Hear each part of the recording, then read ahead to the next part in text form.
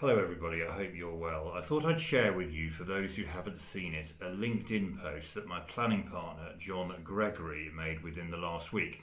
John shared an automated response he received to an email he'd sent to a local planning authority, which read as follows.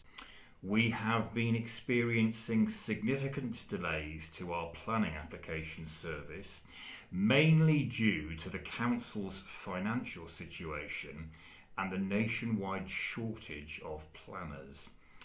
We are validating the majority of planning applications within 2 to 3 weeks, but are still experiencing delays in determining planning applications. We are not able to respond to all queries, but we will do our best to provide an update on your application or query as soon as we are able to do so.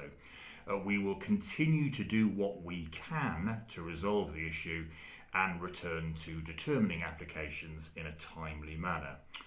Now, obviously, the telling and interesting section there is the accounting for the delays due to the council's financial situation and the nationwide shortage of planners. Now, John's post has received quite a lot of traction and a number of very interesting replies, including one from the head of planning at another authority, which read simply, "We try and we try. Small teams, very good planners, but workloads that would make most people's toes curl." The post received some interesting suggestions as well as to how to reverse the trend. Better and more streamlined training for those wanting to go into a career as a planner.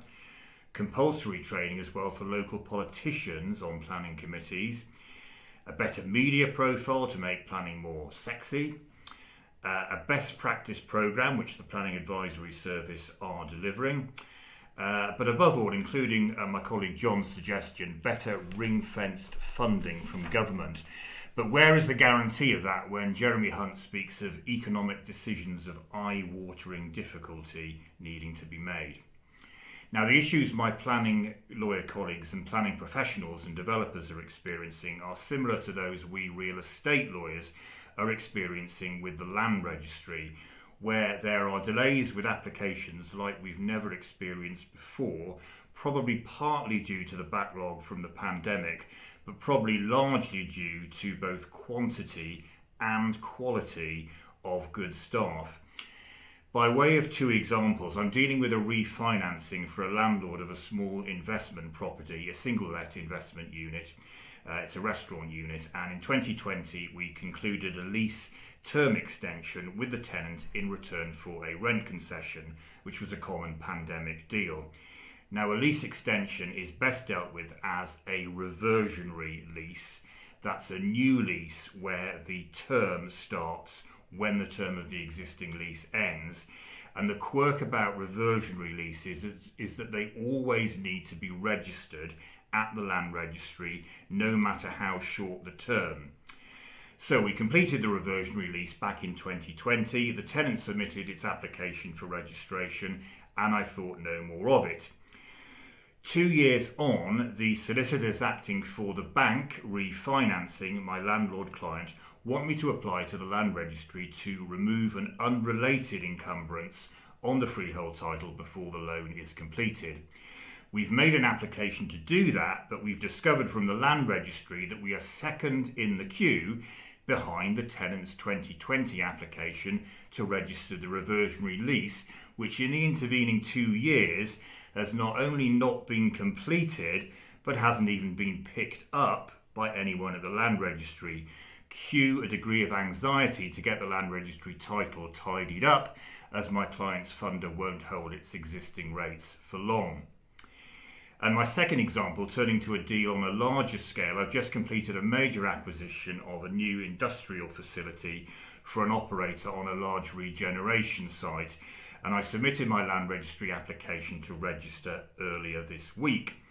Now, my application sits 15th in a queue behind other applications which go back to 2020. So on that basis, I'd expect my application to complete in late 2024 or early 2025 at best. Now, my client has secured the land and can go on and build, but if my client needed to a mortgage to fund its development. It was a cash purchaser. We will have some interesting issues with the bank of a bigger nature than on my little restaurant refinancing. Ultimately, the land registry issues are similar and the potential solutions are probably similar to those which John's LinkedIn thread has identified with the planning system. As he says, perhaps the single most important pro-growth measure the government could take would be to provide adequate ring-fenced funding to the public services responsible for facilitating it. Now, according to the British Property Federation, real estate contributes 7% per year of the total contribution to the UK economy, so getting that fluidity back would be extremely helpful. I think following this week's reshuffle, Michael Gove holds the planning portfolio and Grant Shapps the land registry, and Jeremy Hunt remains Chancellor, of course. Gentlemen, over to you.